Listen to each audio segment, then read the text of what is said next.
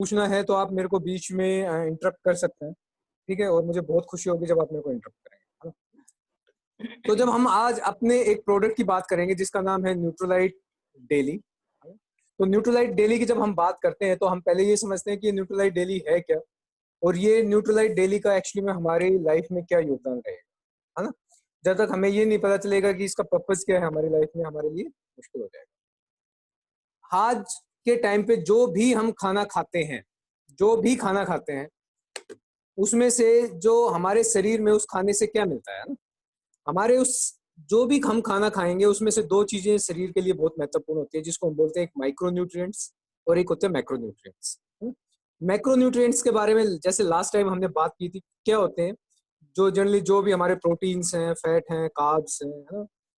ये क्यों बोलते हैं इनको मैक्रो? इनको मैक्रो इसलिए बोलते हैं क्योंकि इसकी जो बॉडी में जो रिक्वायरमेंट है वो बहुत ज़्यादा होती है ना, ग्राम्स में रिक्वायरमेंट होती है इसकी, है ना? प्रोटीन खाना चाहिए, कितना खाना चाहिए, जितना आपका बॉडी वेट है उतने ग्राम खाना चाहिए। फैट खाते हैं हम, कार्ब्स खाते हैं, रोटियाँ खाते रहते हैं ना, तो ये मैक्रो है क्योंकि बड़ी अमाउंट में हमें इसकी हमारे शरीर को रिक्वायरमेंट रहती है। लेकिन दूसरे जो न्यूट्रिएंट्स होते हैं उसको बोलते हैं हम माइक्रो न्यूट्रिएंट्स, है ना? माइक्रो का मतलब वो हैं जो क्वांटिटी में बहुत कम चाहिए हमारे शरीर के लिए, लेकिन उसका शरीर के में फ़ायदा बहुत है ना? कम का मतलब ये नहीं है कि शरीर के लिए ज़रूरी नहीं है। उसका शरीर में प्रोसेस करने के लिए, शरीर की ज़रूरत को पूरा करने के लिए, शरीर में जो चल रहा है उसको चलाने के लिए क्या होनी है? माइक्रो न्यूट्रिएंट्स की ज़रूरत, हाँ? तो जिसके अंदर हमारे क्या आते हैं? विटामिन्स एंड मिनरल्स आते हैं, ठीक है? आज हम ये भी जानेंगे कि जो विटामिन्स और मिनरल्स हैं, ये होते क्या हैं? जब हम विटामिन्स क्या हैं, ये शरीर के लिए बहुत ज़रूरी हैं और इनकी बॉडी में रिक्वायरमेंट कम अमाउंट में होती है।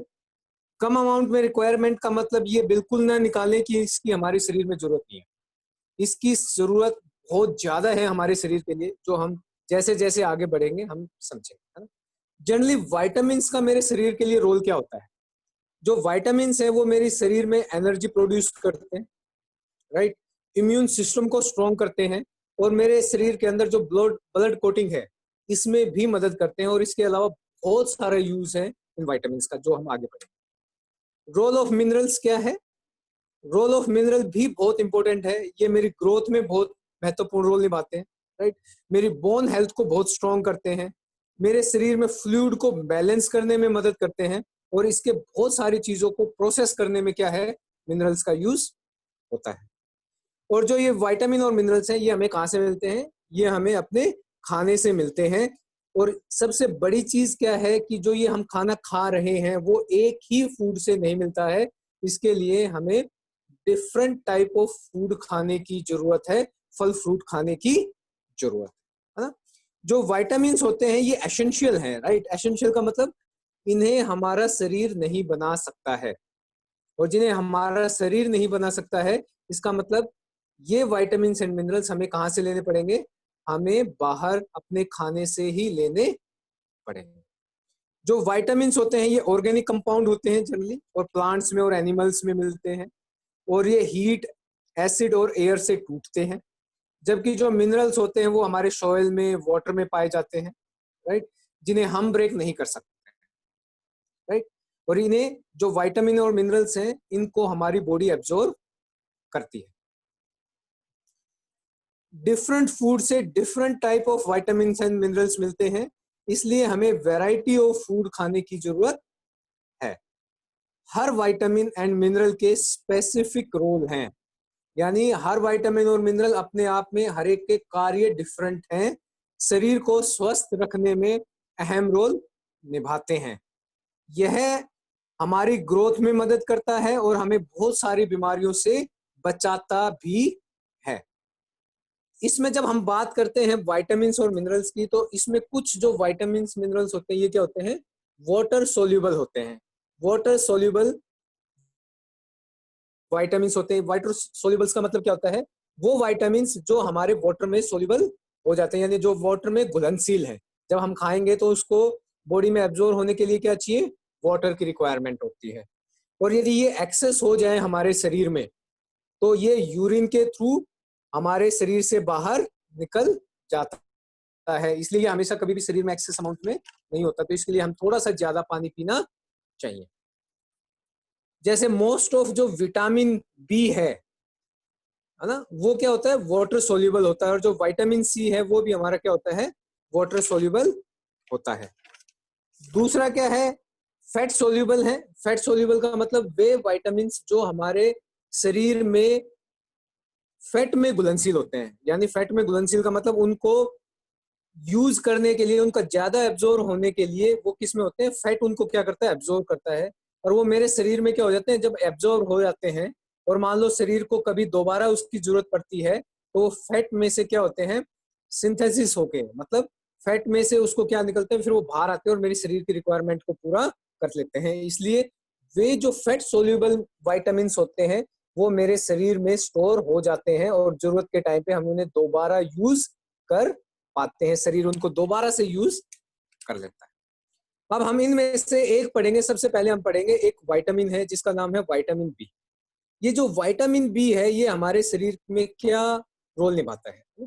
जो विटामिन बी है वो हमारा कोंजामाइंस है, जो कि इंपॉर्टेंट केमिकल को ट्रिगर करने में मदद करेगा। यानी हमारी जो बहुत सारी जो शरीर के अंदर केमिकल रिएक्शंस हो रही हैं, जो हम भी खाना खा रहे हैं, उसको चलाने में, ट्रिगर करने में इस विटामिन बी का बहुत रोल रहता है।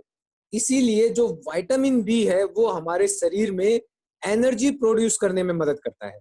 यानी आपने कभी बहुत सारे लोगों को सुना होगा, यदि किसी को बहुत ज्यादा थकान होती है तो इसका मतलब क्या है, हम उनको विटामिन बी दे सकते हैं, क्योंकि जो विटामिन बी है वो उसके खाने को एनर्जी में बहुत जल्दी कन्वर्ट करेगा और एनर्जी प्रोड्यूस करने में मदद करेगा।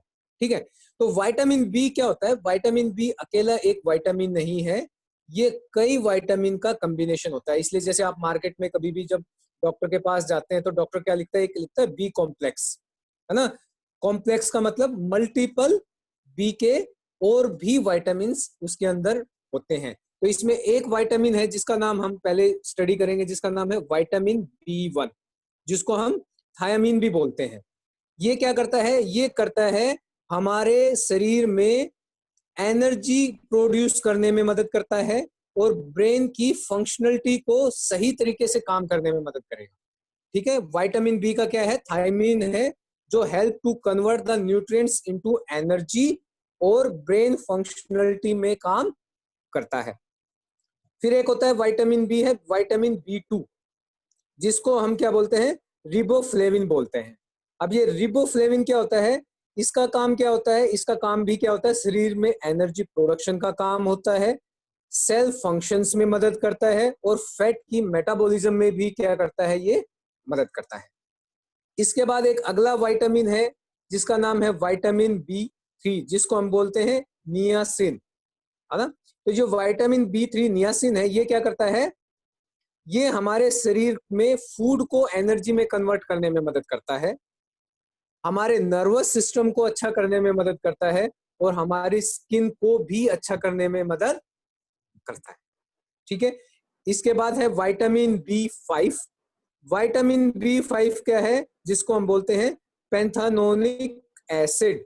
ये क्या करता है, ये हमारे जो फैटी एसिड्स हैं, है ना, उनको सिंथेसिस करने में मदद करेगा, है ना, उनको सही तरीके से काम करने में मदद करता है। और ये हार्मोन को बैलेंस करने में भी मदद करता है। यानी जो विटामिन बी 5 है वो दो तरीके से काम कर रहा है, फैटी एसिड को सिंथेसिस करेगा और हमारे हार्मोन को भी बैलेंस करने में मदद करेगा।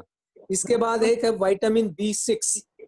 सर B1 का जी, बिकॉज मेरा वॉइस क्रैक हो गई थी B1 के पास। अच्छा, वॉइस क्रैक हो रही थी। मेरी मतलब मुझे समझ में यार मेरे कनेक्शन में कोई इशू था जो भी था, तो B1 के बाद में सुन नहीं पाया क्या बोला। कौन से विटामिन की बात कर रहे हो अमन जी आप? विटामिन B1 तो पूरा सुन गया था, उसके बाद अच्छा चलो, जो विटामिन बी 2 है उसको हम बोलते हैं रिबोफ्लेविन।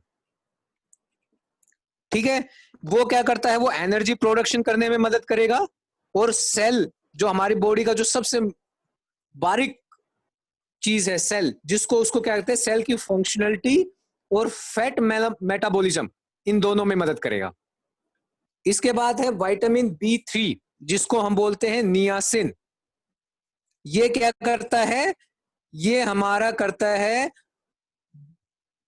जो भी हम फूड खाते हैं उसको एनर्जी में कन्वर्ट करता है और हमारे नर्वस सिस्टम और स्किन को भी अच्छा करने में मदद करता है। इसके बाद है विटामिन B5। जो विटामिन B5 है जिसको हम बोलते हैं पैंथोथेनिक एसिड। ये पैंथोथेनिक एसिड क्या करता है, ये हमारे शरीर में जो फैटी एसिड्स हैं उनको सिंथेसिस में मदद करेगा और इसके साथ साथ हार्मोन को बैलेंस करने में भी मदद करता है। इसके बाद आएगा एक विटामिन B6। जो विटामिन B6 है जिसको हम बोलते हैं पायरिडोक्सिन। जो ये पायरिडोक्सिन है वो क्या करता है, हमारे शरीर में जो शुगर है उसको रिलीज करने में मदद करेगा। Help our body to release the sugar from the stored carbohydrates for the energy.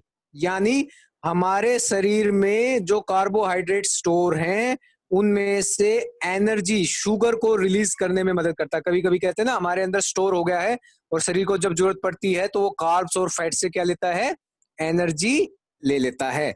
और आरबीसी रेड ब्लड सेल को बनाने में भी मदद करता है विटामिन B6। इसके बाद है एक है विटामिन B7 जिसको हम बोलते हैं बायोटिन। जो बायोटिन है वो क्या करता है, बायोटिन हमारे शरीर में बहुत सारी मेटाबॉलिज्म्स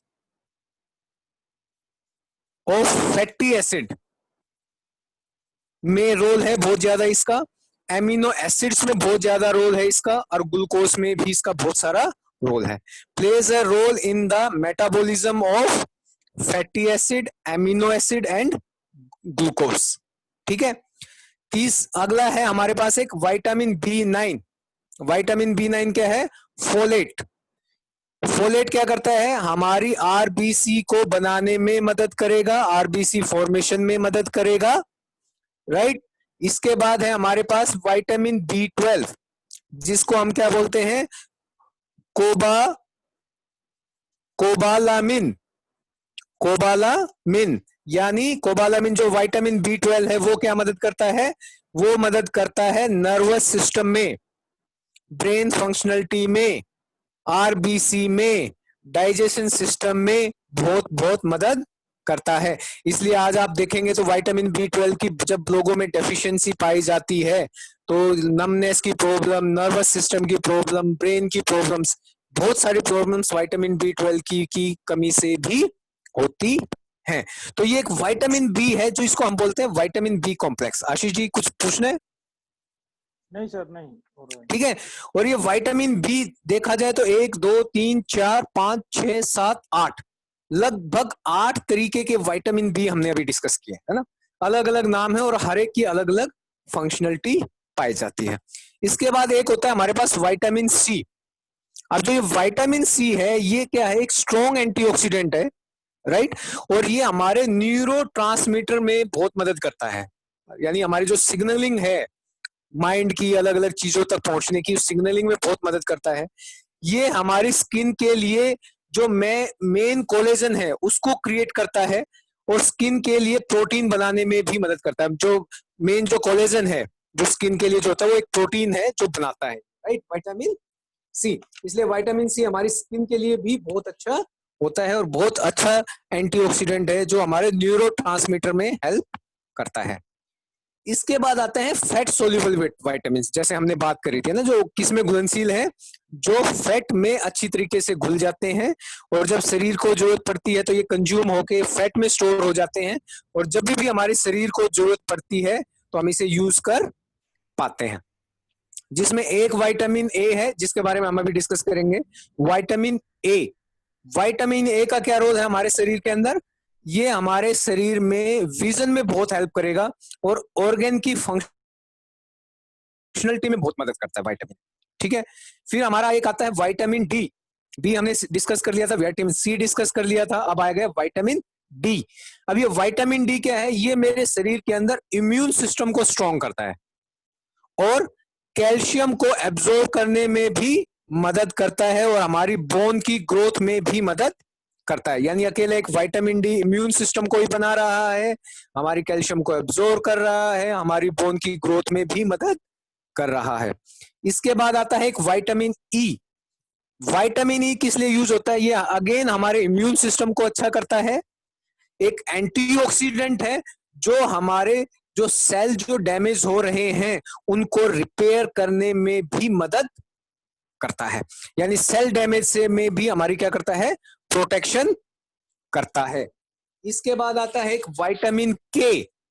विटामिन के क्या है, ये हमारे शरीर में जो ब्लड कोटिंग होती है ना, कोटिंग जो होती है उसमें मदद करता है ना। कभी लोगों को लग जाता है जो थक्का नहीं जमता, राइट, खून नहीं जमता है, तो एक उसमें किसकी कमी पाई जाती है, एक विटामिन की के की भी कमी पाई जाती है, और हमारी बोन की प्रॉपर डेवलपमेंट में बहुत मदद करता है ना। तो यानी जो बोन की प्रॉपर डेवलपमेंट में और ब्लड क्लोटिंग में, दोनों में मदद करता है विटामिन के। इसके बाद हमारे कुछ और भी क्या होते हैं, मैक्रो मिनरल्स हैं। हम क्या करेंगे, अब किसके बारे में पढ़ेंगे, कुछ मिनरल्स के बारे में पढ़ेंगे। अब ये मिनरल क्या करते हैं, ये मिनरल भी मेरे शरीर में ट्रांसमिशंस का बहुत काम करते हैं ना, न्यूरो ट्रांसमिशंस में, सिग्नलिंग में बहुत मदद करेंगे। और ये हमारे शरीर में, बॉडी में क्या होते हैं, जब एब्जॉर्ब होते हैं तो बहुत सारी जगह पे ये क्या आता है, काम आता है। जिसमें एक जो मिनरल है वो क्या है, कैल्शियम। क्या है, कैल्शियम। जैसा हम सब जानते हैं, कैल्शियम का जो यूज है वो किस लिए होता है, हमारी बोन के लिए बहुत जरूरी है। जो हमारे टीथ हैं, हमारी बोन है, उसकी स्ट्रक्चर है, उसमें उसका बहुत ज्यादा योगदान है। ठीक है, ये हमारे, जब हम कैल्शियम को हमेशा ये सोचते हैं ये तो बोन के जरूरी लिए होता है, लेकिन जो कैल्शियम है वो हमारी मस्कुलर फंक्शंस के लिए भी बहुत जरूरी है। और जो ब्लड वेसल कॉन्ट्रैक्शन है इसमें भी बहुत जरूरी क्या है, ये असिस्ट करता है।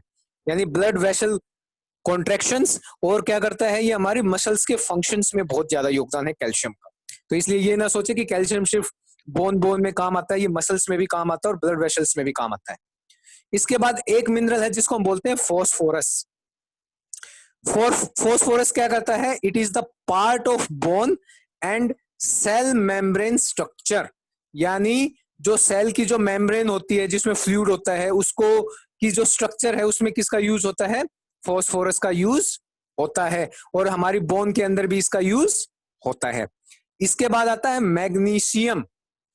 मैग्नीशियम क्या करता है, मैग्नीशियम का हमारे शरीर में मोर देन 300 एंजाइम्स रिएक्शन में ये हेल्प करता है। कितनी, अकेला magnesium assist with over 300 enzymes reactions. यानी शरीर के अंदर जो भी रिएक्शन चल रही होती है एंजाइम्स की, राइट, उनमें 300 एंजाइम्स में क्या करता है, ये मदद करता है। Including regulation of blood pressure and calcium. यानी कैल्शियम को भी रेगुलेट करने में और हमारी जो ब्लड प्रेशर है उसको भी रेगुलेट करने में मैग्नीशियम का बहुत ज्यादा योगदान होता है। इसके बाद एक आता है हमारे पास सोडियम। सोडियम क्या है, एक इलेक्ट्रोलाइट है जो हमारे शरीर की मेंटेनेंस ऑफ ब्लड प्रेशर में भी मदद करता है और हमें बैलेंस करता है। इसके बाद एक अगला है मिनरल है क्लोराइड, है ना। जो क्लोराइड है वो हमेशा जनरली कॉम्बिनेशन में मिलता है सोडियम के, है ना। और इसका मेन क्या होता है, जो हमारे अंदर जो फ्लूइड है, फ्लूइड को बैलेंस में मदद करेगा, ठीक है, और हमारे डाइजेस्टिव जूसेस में इसका यूज होता है ना। तो इसका मतलब जब हम क्लोराइड और सोडियम क्लोराइड की बात करते हैं जो हमारे शरीर के अंदर, इसलिए कभी कभी आपने सोचा होगा कि जब लोगों को डाइजेस्टिव सिस्टम की दिक्कत आ जाती है, जब लूज मोशंस हो जाते हैं, या हम उसको क्या कहते हैं, सोडियम क्लोराइड का क्या देते हैं, घोल देते हैं, है ना। तो वो बहुत जरूरी होता है फ्लूइड बैलेंस करने में और उन चीजों में, राइट। इसके अलावा हमारे पास एक अगला मिनरल है आयोडीन, आयरन। हम पहले करते हैं आयरन का, है ना। आयरन क्या है, आयरन जैसे हम जानते हैं ये हमारे शरीर में ऑक्सीजन को अलग अलग मसल्स तक पहुंचाने में मदद करता है, राइट। और इसके अलावा हमारे हार्मोन्स को भी क्रिएट करने में, कुछ हार्मोन्स होते हैं उनको क्रिएट करने में भी आयरन का बहुत ज्यादा यूज होता है। इसके बाद है मैग्नीज, ठीक है। मैग्नीज क्या करता है, ये हमारे कार्ब्स, एमिनो एसिड्स और कोलेस्ट्रॉल मेटाबॉलिज्म में मदद करता है। मैग्नीज हमारे amino acids, carbohydrates, cholesterol metabolism में असिस्ट करता है। इसके बाद है कॉपर। कॉपर का क्या यूज है हमारे शरीर के अंदर, ये हमारे जो कनेक्टिव टिश्यूज होते हैं उनकी फॉर्मेशंस में बहुत जरूरी रोल निभाते हैं। कनेक्टिव टिश्यूज है ना, टिश्यूज को, और as well as the normal brain and nervous functions. यानी हमारे ब्रेन और नर्वस सिस्टम की फंक्शनलिटी में बहुत रोल निभाते हैं, और कनेक्टिव टिश्यू की फॉर्मेशंस में भी बहुत रोल निभाते हैं। कॉपर भी बहुत इंपॉर्टेंट हमारा एक मिनरल है। उसके बाद आता है एक जिंक। जिंक यदि आप सुनेंगे तो ये एक तो हमारी नॉर्मल ग्रोथ में बहुत मदद करता है, दूसरा इम्यून सिस्टम को अच्छा करता है, और जो हमारे वुंड हीलिंग है ना, घाव हो जाते हैं उनको हीलिंग में भी बहुत ज्यादा मदद जिंक करता है। और ये हमारी जो स्किन है, स्किन में भी बहुत मदद करता है। कई लोगों को आपने देखा होगा कि जिनके स्किन्स में ओट फट जाते हैं बहुत ज्यादा, राइट, तो उसमें किसकी कमी पाई जाती है? जिंक के मिनरल्स की कमी पाई जाती है। और जिंक बहुत कम चीजों में पाया जाता है, राइट। जो हमारे बहुत सारे जो विटामिन मिनरल्स होते हैं जो हम बाहर मार्केट में लेते हैं उनमें बहुत कम में जिंक मिलता है, ठीक है। उसके बाद क्या होता है? आयोडीन। एक अगला मिनरल क्या है? आयोडीन। आयोडीन क्या करता है? हमारे थायराइड की रेगुलेशन में मदद करता है, थायराइड रेगुलेशन में मदद करता है आयोडीन, राइट। उसके बाद है एक हमारा क्या है? फ्लूराइड्स। फ्लूराइड्स, है ना। ये क्या होता है? हमारी बोन और टीथ की डेवलपमेंट में बहुत मदद करता है। इसलिए आप देखते हैं ना, बहुत सारे प्रोडक्ट्स और टूथपेस्ट में क्या होता है? फ्लोराइड मिलता है। इसकी ज्यादा अमाउंट भी दिक्कत करती है, लेकिन ये बोन और टीथ के लिए बहुत डेवलपमेंट में बहुत ज्यादा रोल निभाता है। इसके बाद एक अलग है जिसको हम बोलते हैं सेलेनियम। सेलेनियम क्या है? ये भी one of the strongest antioxidant है। क्या है ये? स्ट्रॉन्गेस्ट एंटीऑक्सीडेंट है। ये हमारे थायराइड की हेल्थ में मदद करता है, एंटीऑक्सीडेंट प्रॉपर्टी है, और reproduction and defence against oxidative damage, जो हमारे हार्ट वगैरह के लिए भी बहुत अच्छा रोल निभाता है सेलेनियम, राइट। इसका मतलब क्या हो गया? इसमें हमने दो तीन चीजें देखी होंगी। एक चीज हमने पढ़ी थी एंटीऑक्सीडेंट। एंटीऑक्सीडेंट्स क्या होते हैं? ये हमें हमारी जो पॉल्यूशंस की वजह से, जो खान पान में जो बदलाव आ गए हैं उसकी वजह से, जो हमारे शरीर में जो हमारी जो सेल डैमेज हो रही हैं उनको प्रोटेक्ट करते हैं। तो इसलिए जो एंटीऑक्सीडेंट्स हम वो जितना ज्यादा लेते हैं वो हमारा शरीर उतना ही ज्यादा इम्यूनिटी को भी बढ़ाता है। जैसे अभी एक अमन जी बोल रहे थे, एल्जाइमर और हार्ट डिजीज होती हैं, इसमें एंटीऑक्सीडेंट्स बहुत मदद करते हैं उनको रिपेयर करने में और प्रोटेक्शंस में। इसलिए जो एल्जाइमर बीमारी होती है उसके लिए विटामिन ई, सी और ए, ये तीनों के तीनों स्ट्रॉन्ग एंटीऑक्सीडेंट्स हैं, इनकी बहुत ज्यादा रिक्वायरमेंट रहती है। सेलेनियम हमारे हार्ट की जो डिजीज है उसको लोअर रिस्क पे लेके आता है, राइट। तो सेलेनियम हमारे हार्ट के लिए भी बहुत अच्छा होता है। देखिए अभी हमने बहुत सारे विटामिन और मिनरल्स के बारे में ये पूछा कि इनका क्या क्या फायदा होता है ना। अभी हमने फायदों के बारे में सुना, लेकिन कहते हैं ना कई बार हम फायदों से चिंतित नहीं होते हैं। हमें फायदे यूं लगते हैं, ठीक है यार फायदा है, हार्ट में हर जगह यूं लग रहा है कि हार्ट है, इम्यून सिस्टम है, आंखें हैं, सेल है। लेकिन आप अब मैं जो आपको मैं बताने वाला हूँ वो बताने वाला हूँ कि इन विटामिन और मिनरल्स की कमी से क्या हो जाता है शरीर, है ना। कि यदि इन विटामिन और मिनरल की शरीर में कमी हो जाए तो फिर क्या होने वाला है, हमें ये जरूर पता होना चाहिए, है ना। फायदे तो बाद में पता हो, लेकिन कमी का जरूर पता होना चाहिए कि कमी हो जाए तो क्या हो सकता है ना, फिर हमें उसके सॉल्यूशंस पे भी काम करना चाहिए। अब हम थोड़ा सा डिस्कस करेंगे कि जो विटामिन हमारी जो न्यूट्रोलाइट की विटामिन एंड मिनरल्स हैं उसमें 13 एसेंशियल विटामिन, एसेंशियल का मतलब मैंने फिर से बता दिया है, ये इनको शरीर नहीं बनाता है। कभी ये गुलामी में ना रहे, विटामिन मिनरल हैं तो यार हम खाना खा रहे हैं, ये हमें हमेशा शरीर में बन जाएंगे, ऐसा कभी भी मत सोचिए। ये हमें बाहर से ही लेने पड़ेंगे, राइट। 11 मिनरल्स और हम 6 फाइटोन्यूट्रिएंट्स की भी बात करने वाले हैं। अब यानी इसका मतलब 13 विटामिन, 11 मिनरल्स और 6 फाइटोन्यूट्रिएंट्स, इनके बारे में अब हम डिस्कस करने वाले हैं कि इनकी यदि कमी हो जाए शरीर में तो इसका क्या क्या कहाँ कहाँ पे फर्क, ठीक है। अब हम देखते हैं, हमने पहले हम बात करते हैं विटामिन ए। यदि विटामिन ए की शरीर में कमी हो जाए तो क्या बीमारियां हो सकती है? इसकी वजह से पुअर विजन हो सकता है और नाइट ब्लाइंडनेस भी हो सकती है, ठीक है। आप लिख लीजिएगा इनको, विटामिन ए की कमी से पुअर विजन और नाइट ब्लाइंडनेस हो जाती है इनकी कमी से। दूसरा है विटामिन बी 1। विटामिन बी 1 की कमी से बहुत ज्यादा वीकनेस हो जाती है, एक्सट्रीम वीकनेस, और एक बेरी बेरी रोग होता है नर्वस सिस्टम का, वो भी हो जाता है, राइट। दूसरा है विटामिन B2।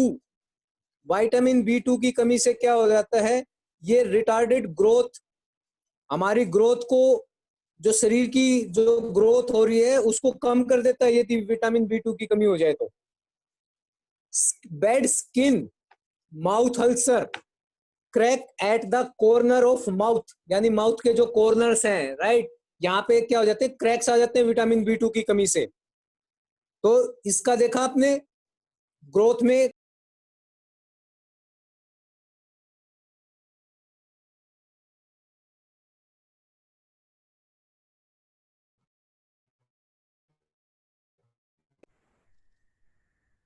है ना।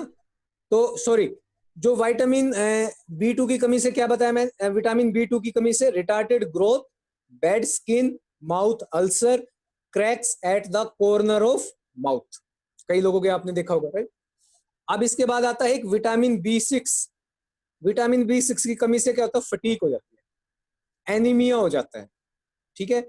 विटामिन B12, विटामिन B12 की कमी से क्या होता है, एनीमिया हो जाता है, न्यूरो डिजीज हो जाती है, दिमाग की बीमारियां हो जाती हैं, ठीक है, और न्यूरो टिश्यूज क्या हो जाते हैं, ब्रेक हो जाते हैं, राइट। इसके बाद है vitamin B3, niacin. Vitamin B3 क्या होता है, ये 3D से बना होता है ना। एक तो ये डायरिया हो जाता है इसकी कमी से, यदि विटामिन B3 की कमी हो जाए तो क्या हो जाएगा, डायरिया, लॉस ऑफ फ्लूइड्स, ठीक है। कई लोगों में आगे देखी होगी थिकिंग ऑफ द स्किन, यानी जो स्किन है वो मोटी मोटी चमड़ी सी उतरने लग जाती है लोगों की, उसकी कमी से ये भी हो जाता है। शरीर में, स्किन में इन्फ्लेमेशन हो जाता है ना। माउथ में मतलब गर्माहट होती है ना, दर्द होगा आपका, इन्फ्लेमेशन होंगी, राइट, टंग में अंदर। और हमारा जो डाइजेस्टिव सिस्टम है वो भी डिस्टर्ब हो जाता है यदि B3 की कमी हो जाती है। और इसके अंदर एक होता है डेमेनाटिया, डेमेंटिया, इससे क्या हो जाता है, इसकी B3 की कमी से पुअर कंसंट्रेशन हो जाती है, उससे एनक्साइटी बढ़ जाती है, फटीक बढ़ जाती है, आदमी रेस्टलेस हो जाता है, और डिप्रेशन की भी बीमारी हो जाती है विटामिन B3 की कमी से। विटामिन B3 का बहुत ज्यादा रोल है नाइसिन का, और हम ऐसी ऐसी चीजें जिनको हम समझते नहीं कि पता नहीं कहाँ से मिलेगा, है ना। इसके बाद है हमारा विटामिन C। अब ये विटामिन C कहाँ मदद करेगा हमारा, है ना। विटामिन C क्या करता है, हमारे हार्मोन्स को जनरेट करने में मदद करेगा, बहुत स्ट्रॉन्ग एंटीऑक्सीडेंट है, इसलिए हमारी सेल को डैमेज होने से बचाएगा, कोलेजन को अच्छी रखने में बचाएगा, बॉडी में इंफेक्शन से बचाएगा, और जो कट हो जाते हैं, क्योर, कट जो लग जाते हैं उसकी हीलिंग में बहुत मदद करेगा। स्कर्वी जो रोग हो जाता है ना, दांतों से खून आ जाता है, उसको भी रोकने में मदद करता है, यदि उसकी कमी हो जाएगी तो स्कर्वी रोग हो जाता है, ठीक है। फिर उसके बाद है हमारे पास है विटामिन डी। विटामिन डी की कमी से क्या हो जाता है, ये हमारे फास्फोरस और कैल्शियम को एब्जॉर्ब करने में मदद करता है, इससे हमारी बोन वीक हो जाती हैं, क्या हो जाती है, हमारी बोन वीक्स हो जाती है, विटामिन डी की कमी से भुरभुरी हो जाएंगी, टूट जाएंगी, राइट। इसलिए विटामिन डी बहुत जरूरी है। आजकल आप देखोगे हमें सन से मिलता है, फ्री में मिलता है, लेकिन फिर भी आज इंडिया में भी और विदेशों में भी बहुत सारे लोगों को विटामिन डी की कमी पाई जाती है। इसके बाद अगला है बायोटिन, जो हमने क्या बताया, जो भी विटामिन बी, राइट, जो बायोटिन है वो क्या करता है, उसकी कमी से बाल पतले हो जाते हैं, हेयर थिनिंग हो जाती है, या हेयर लॉस भी हो जाता है। न्यूरोलॉजिकल डिसऑर्डर्स हो जाते हैं बायोटिन की कमी से, ठीक है, यानी उसका भी माइंड पे बहुत ज्यादा इंपैक्ट रहता है। एक होता है फोलेट, हमने पहले भी बात करी थी, फोलेट। फोलेट क्या करेगा, ये एनीमिया को जनरेट करता है, यदि इसकी कमी हो जाए तो एनीमिया हो जाता है ना।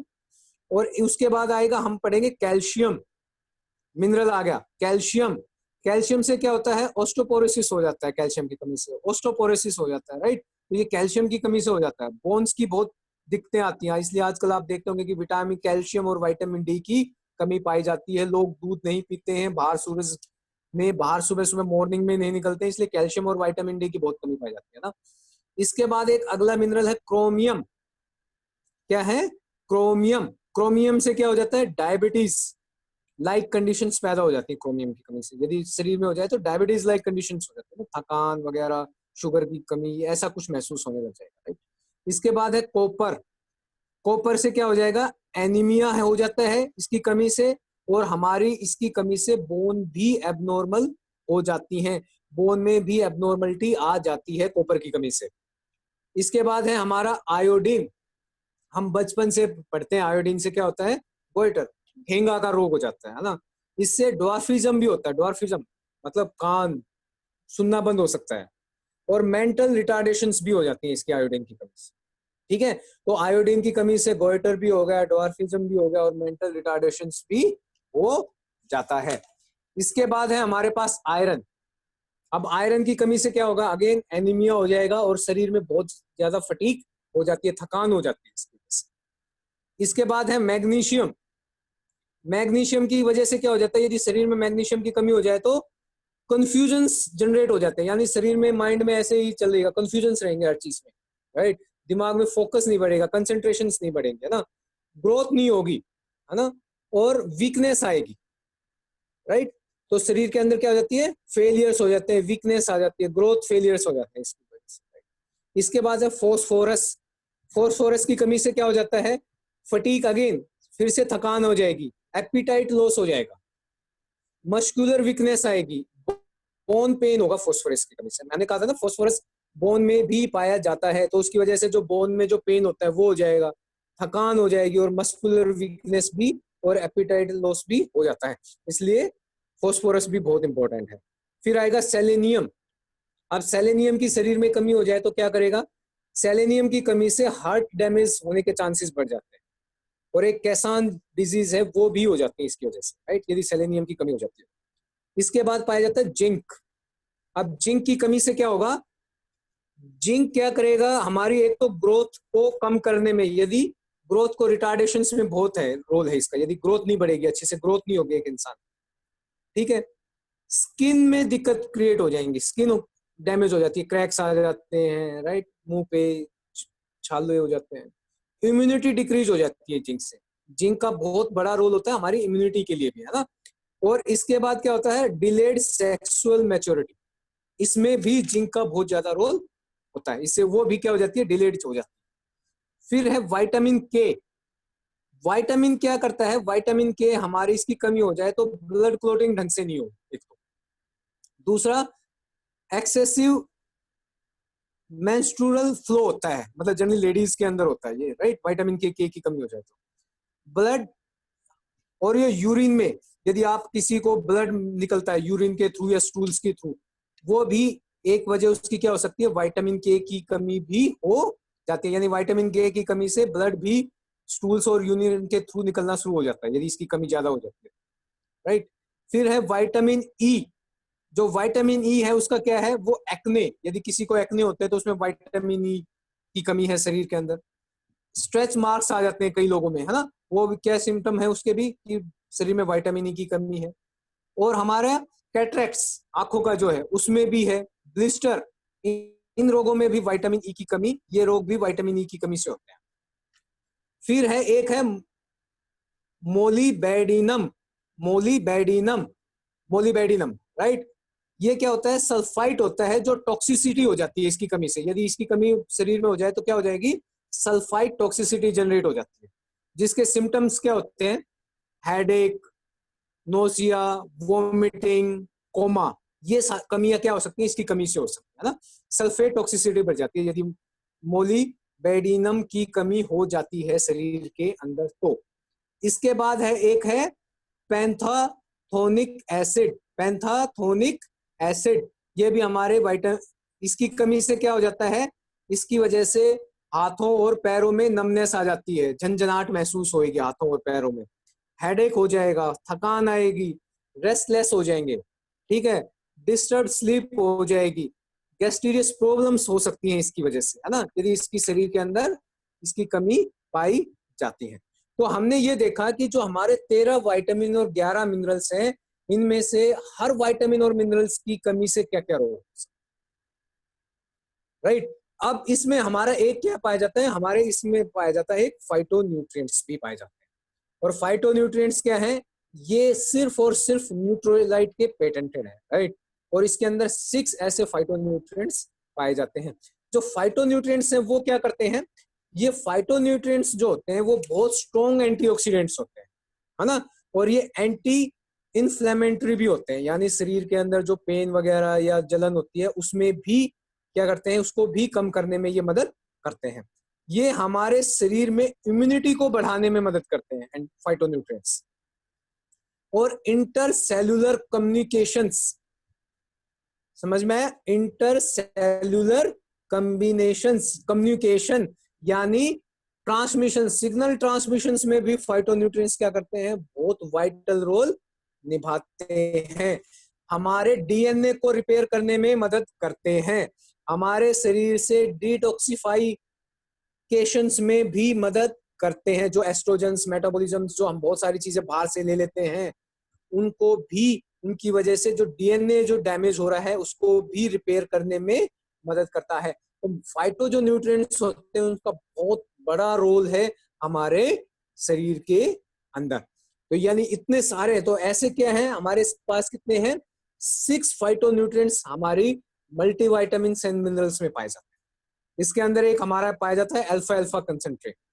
एक जो अल्फा अल्फा कंसंट्रेट है ये हमारे शरीर में कोलेस्ट्रॉल को लोअर डाउन करने में मदद करता है और ब्लड शुगर को भी कंट्रोल करने में मदद करता है। और ये लोग इसको एक स्ट्रॉन्ग एंटीऑक्सीडेंट्स की तरह भी लेते हैं। दोस्तों, ये मेरी तरफ से आपके से बताया गया कि ये मल्टीविटामिन्स एंड मिनरल्स हमारे शरीर में कितना महत्वपूर्ण रोल निभाते हैं। यदि आप इतने सारा रोल जो आप देख रहे हैं, ये कहीं ना कहीं हमारे क्या है, शरीर में हर एक अंग हर एक जगह पे काम आ रहा है। और यदि इसकी शरीर में कहीं ना कहीं कमी हो जाए तो उसके लिए एक इंसान को बहुत ज्यादा पे करना पड़ेगा। आप ये भूल जाइए, जब विटामिन डी, B12 की कमी हो जाती है, किसी भी विटामिन मिनरल्स की, जब हम डॉक्टर के पास जाते हैं तो वी पे अ लॉट। और सबसे बड़ी दिक्कत वाली बात क्या है, हमें ये नहीं पता कि किसके अंदर कौन सा विटामिन और मिनरल मिलता है। हम तो अपने रूटीन खाने के हिसाब से ही खाते रहते हैं। हमारे में फूड में फ्रूट की क्वालिटी बहुत कम है, फ्रूट का कंटेंट बहुत कम है। तीसरा, हमारे घर में, सबके घर में एक डिवाइस लगी होती है जिसको हम बोलते हैं आरओ। और आरओ क्या करता है, आरओ आज के टाइम में हमारे पानी में से जरूरी मिनरल्स को गायब कर रहा है। लेकिन आपने देखा कि मिनरल का शरीर में कितना ज्यादा योगदान था। एक हम पानी पीते थे जिसमें हमें लगता था कि कुछ मिनरल्स मिल जाएंगे, अब वो मिनरल भी गायब हो गए। यानी एक तो डेफिशिएंसी पहले से, और ऊपर से डेफिशिएंसी से ज्यादा डेफिशिएंसी, राइट। अब इतने सारे फायदे, इतने विटामिन्स और मिनरल्स के फायदे, इतने बीमारियों से छुटकारा आप और हमको सिर्फ और सिर्फ मात्र 18 रुपए में। कितने रुपए में? मात्र 18 रुपए में। 2000 समथिंग की वैल्यू है 120 टैबलेट की। यदि आप डीएपी पे जाएंगे तो जाके 17 रुपए से भी कम प्राइस में पड़ रहा है हमें, जो इस टाइम पे इसके अंदर नहीं पाए जाते हैं। मेरे पास एक वीडियो थी, लेकिन वो शायद नरेंद्र जी शायद कुछ स्क्रीन पे शेयर करने की कोशिश कर रहे हैं, यदि उनके पास है तो। नहीं तो मेरे पास है, मैं करूं क्या नरेंद्र जी?